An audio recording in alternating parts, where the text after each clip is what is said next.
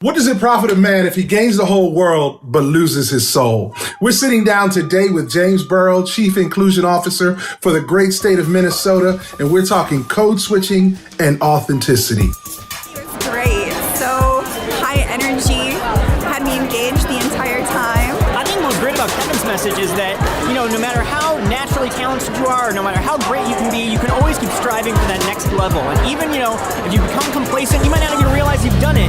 But Kevin really helps you realize, that there's so much more that you can do. If you take a step back, really reevaluate what you're doing and what you're not doing, you can take it to the next level.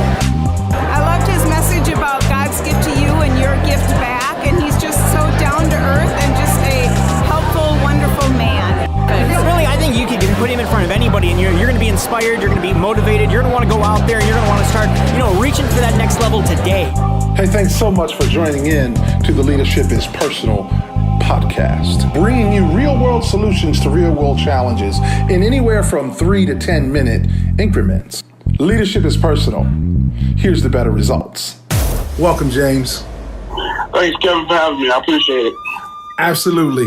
We'll talk a little bit about it, but James is actually giving the administration change. James is also making another change. The interesting thing is James is from the D. That's Detroit. He's a Morehouse man and got his law degree at Georgetown Law in D.C., and now lives in the great state of Minnesota. And so as I think about a move from Detroit to Atlanta to D.C. and now Minnesota, I would imagine those sorts of shifts, if you will, may have caused some need for, taking a different approach. I won't call it code switching because I don't know where you stand relative to whether you think code switching is necessary or not. What do you think? Well, I think definitely code switching is necessary. You mentioned three cities I hail from: Detroit, Atlanta for college, and DC for law school. Each of them were affectionately known as Chocolate City. And in those chocolate cities, we had a majority Black population, not only in the general population, but also in leadership roles in the mayor's office, in government and corporate America, businesses as well.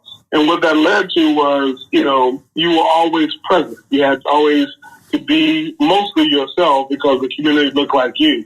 Got here in 1992, it was not Chocolate City. It was not even a mix of chocolate anywhere in it. It was mostly white. And that required me to adapt to the land of Minnesota. Milk City? What we call it, Milk City? And not chocolate milk. It was white milk. And I think code switching is not about losing yourself. I think some people get offended by, you should always be your authentic self. Yeah, you can always be your authentic self, but you have to adjust to your surroundings. I played sports all my life, as I think you did, Kevin, as well. There's certain teams you had to adjust to related to what they were giving you, what they were showing you, what formations they were in. You had to adjust your behavior to win. Just like in any other situation, if someone is showing you a different play, a different set, or a different demeanor, you have to adjust to that. And that's what code switching is about. So I definitely had to code switch when I came to the Twin Cities. So talk a little bit more about what does that mean in having to code switch? I also lived through that, having come here in 2005, and I've been here 13 going on 14 years, and I had my experience, but I'd love to hear what that may have looked like for you in 92. I imagine it was a little more brown when I got here. So you coming in 92, what did code switching look like for you coming here? Sure. It looked like a couple things. So one is it looked like, you had to realize that sometimes you were the only person in the room. And being a big Black man as the only person in the room, sometimes people, you could tell by their demeanor, were either intimidated by you or scared of you or didn't know what to say. So code switching sometimes was a behavior change related to, okay, let me shrink myself in the sense that I don't want to come across as this bold, Black, intimidating man, so folks are not going to speak to me. So I had to, not physically shrink myself, but making sure that folks felt okay to speak with me. The next thing is, back in 92, sometimes you had to adjust to your conversation related to how you dealt with situations. One of the things that stands out in my mind during the time I was at my former law firm, the OJ verdict was read, and the not guilty of OJ was put forth by the jury in California. And many of my partners and associates who are white males came to me and said, "Hey, James, you know you did it, don't you? You know you did that. He just couldn't get convicted of it because jury nullification." Well, my thought was the same jury system that has not convicted a plethora of white people who had lawyers that they could hire to defend them, in this case, worked for a black man who didn't get convicted because he had a great lawyer, and Johnny Cochran and others who led that team, led me to believe that, this was a similar situation. But my code switch was I knew I couldn't have that candid, honest, and direct conversation and then not lead to people thinking a certain way about me or who I am or what I'm about. So code switch sometimes is about how you enter into a conversation, how delicate or lightly do you tread, and making sure that people still feel comfortable. And the last part of that is code switching for Minnesota Nice. Minnesota Nice is sometimes even called passive aggressive, in that people won't say directly how they feel about you.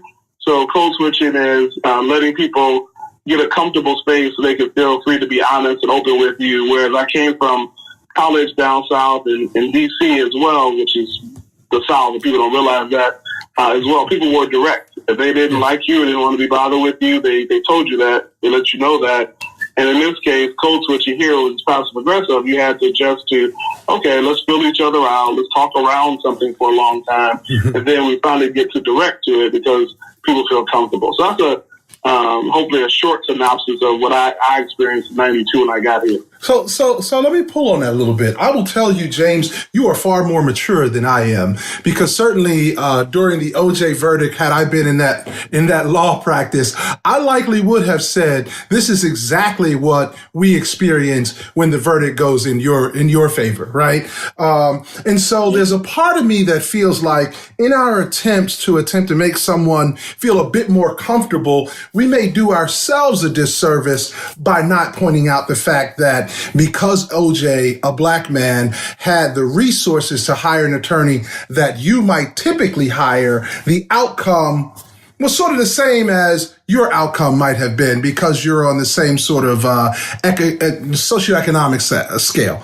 And so my hypothesis is that we give people a pass, or we create a situation where it works not in our favor by not calling it out. Because if we don't call it out, then they don't recognize that that's just how it is. And so talk to me a little bit about how do we make people feel a bit more comfortable, I suppose, if that's what we want to do, yet give them the education that's necessary to effectuate change so they understand what reality really is. So good question. I think, let me go back to the OJ scenario first. So that was the discussion I did have. I did call it out as far as the quality of lawyer that Johnny Cochran was, Absolutely. The quality of the defense. Yeah, I think he's a Kappa man too, by the way. I just thought I'd mention that. Yeah, that's unfortunate, but Johnny was a great lawyer. And in spite of that mistake in studying counsel, I do love Johnny Cochran. But I think for me, I need to let them see in their own eyes it's a great lawyer. And this is another thing we forget about, a great black man who was the lawyer for him. They're not used to seeing that. They weren't used to seeing that image of a black man in the courtroom not being behind the defendant counsel or not being a public defender. No, he was a high-paid, high-quality lawyer.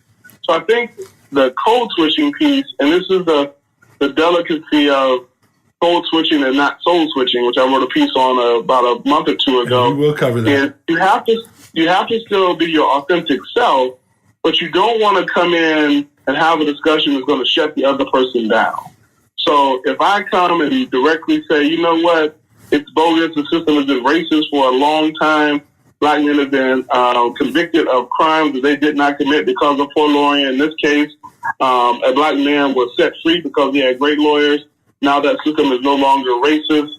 On this particular moment, system is still racist, but this particular moment, truth prevails. Some folks that may shut down because they only may hear the word racist. Mm-hmm. They only may hear the word, bias. But when we look at systems and institutions, institutional racism exists and you know it. Systemic racism exists and you know it. We have to look at a way in which people can hear what you're saying, and that way you still be your authentic self, But at the end of the day, what you want to have is a dialogue and a conversation that leads to change, behavior change. Mm-hmm. I don't want to yell at you, you yell at me, and then that's it. So it's a delicate walk, because what you can lead to is, if you don't bring that authentic self that we just talked about in a way that people can hear you, you then start to sell your soul, and you sell your soul, you start to be somebody you're not. And you're right. It's no different from you then being a person who is of a different hue, black man in this case, and you start acting and adopting all of their behaviors and forget about who you are, you're not really bringing your authentic black male self to the party. Yeah. Well, I think I would jibe with that comment before I got to Minnesota. But I've seen some people that maybe are of my hue and of my stature who are being their authentic selves. Their authentic self is just a little different than my authentic self, I guess I would say. It's interesting enough. I think the way that I would sum up what you just characterized is what Anton Vincent in our last podcast called effectiveness. So he talked a bit about wanting to bring his authentic self, and code switching in a way that really doesn't detract from who he was, but it was all about being effective, and that being more important than authenticity, whatever that means for you, and code switching. Just a matter of being effective. The other thing I would say, which I thought was interesting, you raised, I think given those places where you've been, yelling might be okay, right? So if we're talking about folks that are in DC, yelling might be all right, because geographically, that's just how you communicate. It's a bit more assertive. And at the end of that, you might go have a brew, go have dinner, or what have you, and both of you may have heard each other. And so I really do appreciate the diversity, if you will, in the geographic approaches between, say, the East Coast and how business gets conducted and done here in Minnesota. I also want to note that James coined the phrase soul switching in juxtaposition to code switching. What made you come up with that?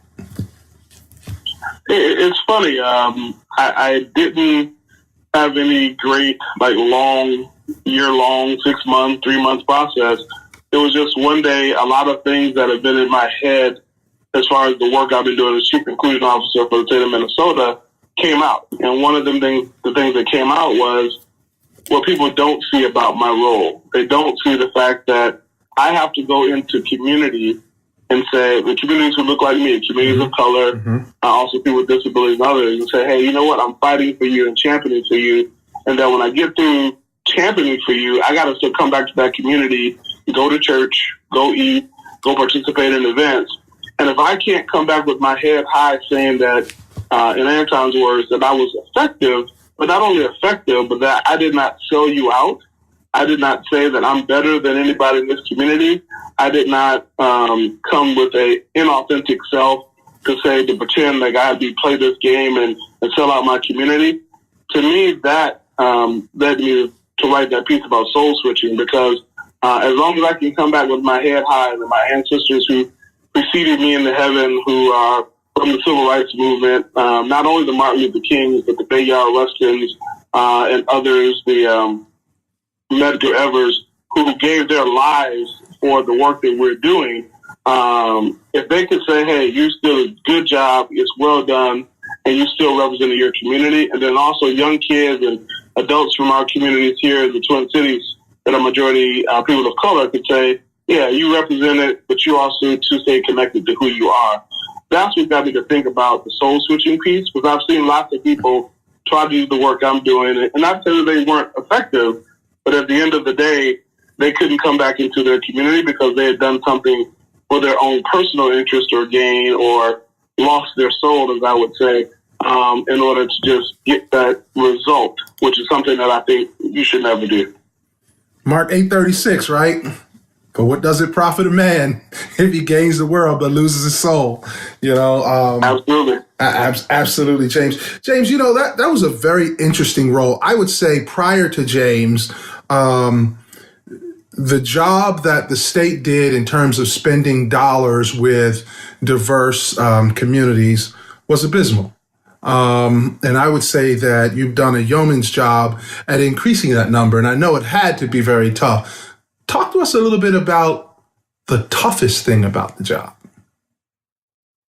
Sure. I think the toughest thing about the job is what we're talking about today.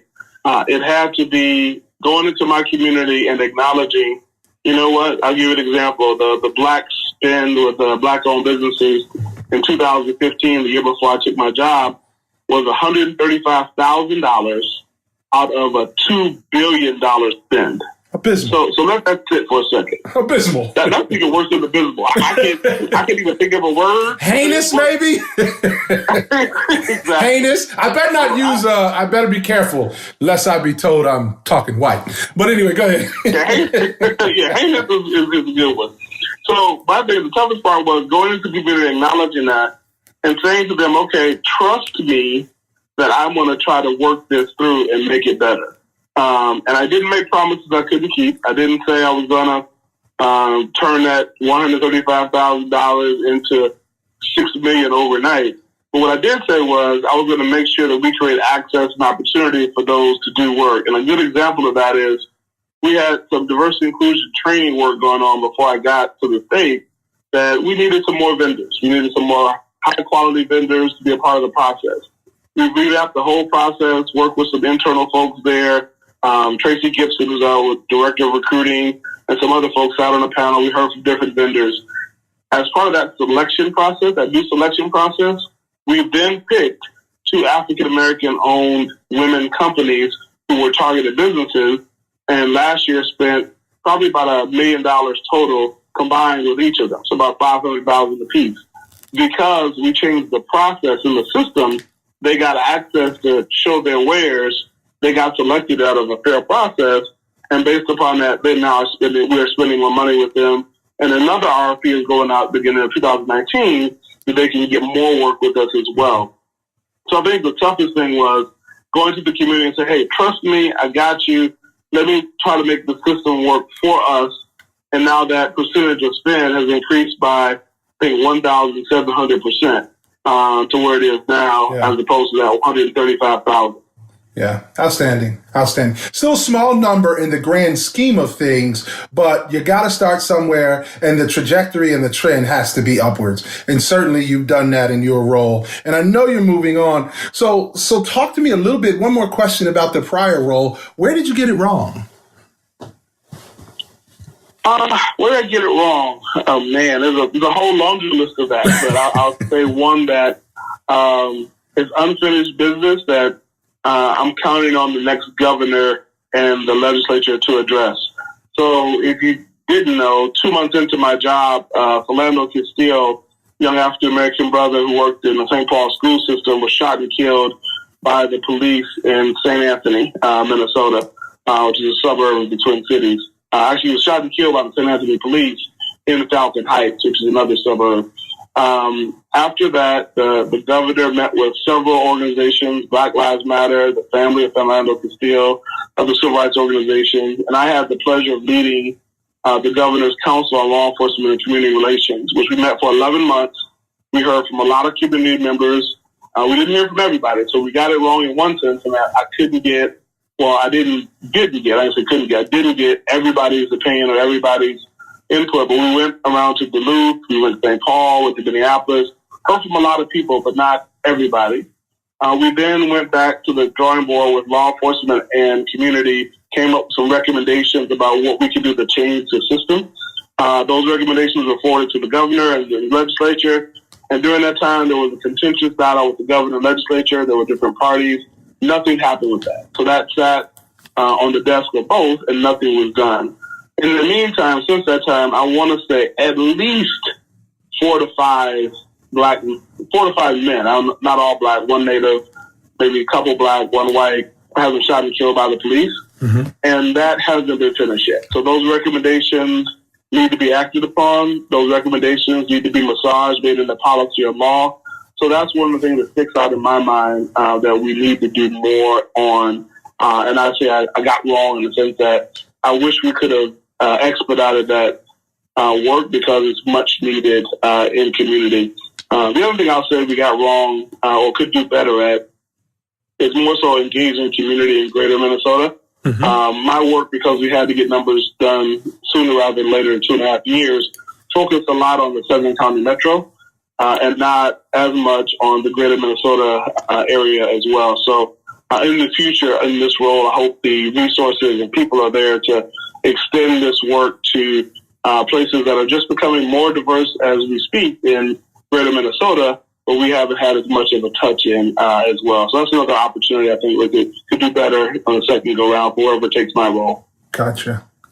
I appreciate your transparency and candor. As you know, I do podcasts, I write articles, and as I write and speak and attempt to address some what some might call very challenging topics via post and podcast, I certainly come from a position of transparency and a sincere desire to help. Because I'd like to see industry and moreover our country and our nation make real change as it relates to people of color and inclusion and equity.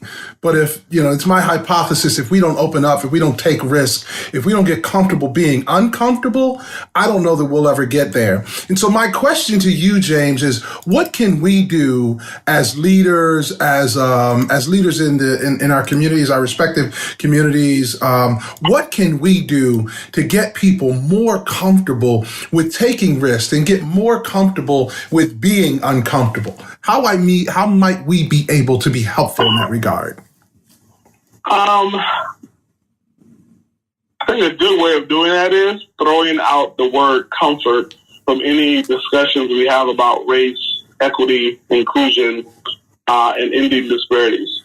I think a lot of times in Minnesota, because of the Minnesota Nice that I've talked about a little bit in this discussion, we want a comfort level. We want to feel comfortable. We want to feel like, man, that person wasn't yelling at me. They weren't causing me any direct angst in my mind or in my soul. It was comfortable. Throw that word out. Go in saying that this is going to be, from the start, an uncomfortable conversation, an uncomfortable decision, an uncomfortable interaction, because we don't know what will happen as a part of it. But what we do know is this uncomfort will lead us to some solutions that end some of those things that we've been talking about in Minnesota the last 20 years. So I think in answer to your question directly, go in with the knowledge that we will be uncomfortable. We're going to stay in a sense of uncomfort, but we're going to drive towards solutions. The second thing I'll say is making sure that we have people at the table who are not geared towards just putting them there for comfort. We tend to put the same people at the same table over and over again because we're comfortable with what they say and how they say it. But we don't put the people at the table who are the disruptors, who are the people that are excited about or passionate about change. It would have been easy for me to talk about Philando Castile and try to come up with some solutions by excluding the protesters who were in front of the governor's bench or excluding Black Lives Matter, because those are disruptors. Those are people that make us feel uncomfortable. So you got to have those people at the table to have those discussions. And then the third thing is, and it's a simple thing I always say all the time, you got to do something. You got to act. One of my ministers at my church used to have a sermon, Reverend Laura Bean, that says, hey, what you going to do? And in our community, it's not what are you going to do, it's what you going to do. And that means that you're going to put something to action that you talked about. I'm tired of talking about race. I'm tired of talking about equity. I'm tired of talking about inclusion. We have to show some actions so our folks can see that. So another thing that gets us out of that stagnant piece of feeling comfortable to have conversations is tangible actions that we see that we can replicate and keep on doing in the community. You know what? It always cracks me up, right? Because in case y'all didn't realize it, what JB did, and James goes by JB, those of us that know and love him, what JB just did right there was code switch. Because what you gonna do speaks to a certain audience as opposed to what are you going to do. It's interesting, at my church last Sunday, the pastor said we were going to go from ratchet to righteous. And, and he said for some of you guys in your hood, it might be wretched, right? And so I kind of loved it because there was a tad bit of code switching going on. But the reality was everyone kind of got the message. JB, I know you have to run, but I'll leave you with one question, and that is if you could give your one idea, just your one most profound or maybe it's action-filled idea to move this whole thing around inclusion and equity forward, because let me back up and say I left diversity out because I think we're getting pretty good at inviting people to the party, but we got to get better at inviting them to dance once they get to the party, which I see as inclusion. So as we think about inclusion and equity, what's the one thing that we could do to kind of move that forward? Kevin, I'll stick with your analogy of the party. So diversity is inviting them to the party. Inclusion is asking them to dance. The one thing I would suggest that we do in making it even more inclusive is have those that we invited to the party pick a song or pick a playlist of what they want to hear, and we all dance to that. What do I mean by that? What happens is sometimes we invite people to the party, we ask them to dance, but we ask them to dance to the same song that we had along the way when they were never at the party. So the same stuff we've been doing in Minnesota to cater towards the majority white population for many years, we invite new people of color, people with disabilities to the dance, and we say, hey, dance the same way we've been dancing. Dance to the same beat, same groove. We may not dance at the 1 and the 3. We may dance on the 2 and the 4.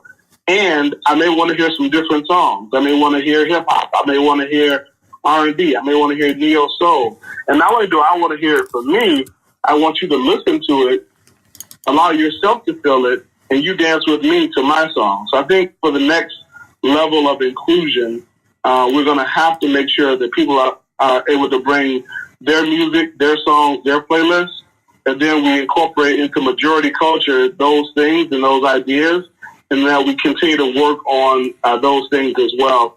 The last thing I'll say about this too, Kevin, we got to be unafraid to make mistakes. Meaning this work is tough work, and that when something doesn't go right, it doesn't mean that you abandon the whole idea. So let's pretend for a second that I was a poor chief inclusion officer. I don't think I was, but I don't think you were either. But okay, I appreciate it. Let's pretend I didn't get any results. Let's pretend I didn't get no results, no change. Rather than come in 2.5 years later and say, man, you know what? That didn't work. Let's try something else. We got to say, hey, why didn't that work? What do we need to do differently? And how can we improve upon it? I think in Minnesota, we are quick to abandon inclusion strategies or equity strategies because we don't see immediate results, rather than realize it's going to take a long time to get out of the situation that we got ourselves in because of the institutional and systemic racism and biases that we have. So I think those are the main two things I'd say we could change. You also want to get the two. My bad. Outstanding. Well, James, one of the things that I try to do is create cultures, where people have the place and space to connect, collaborate, and win. Cultures where everybody is free to dance. I like the dance analogy because I do believe when everyone's free to dance authentically, you engage differently, you connect more deeply, and you innovate and scale and win more rapidly. Thanks a lot for joining me today. I greatly appreciate it, and we'd love to have you back. Thanks, Kevin. I'd love to be back, and thank you for inviting me into the conversation, and I really appreciate it. If you join us here each and every week, you'll get a tidbit of information and insight that'll help you be the best version of yourself. Come back next week. Be sure to join us on Facebook within the Facebook group. Check us out on Twitter and on Instagram. Kevin D. Wright. Look us up. Check us out. Link to us online. Love to hear from you. Unlike some of the other podcasts, I want to hear directly from you, and I will answer your question. There's no question too tough, so together we can solve it. Stop back and tell a friend. Leadership is personal. Here's the better results.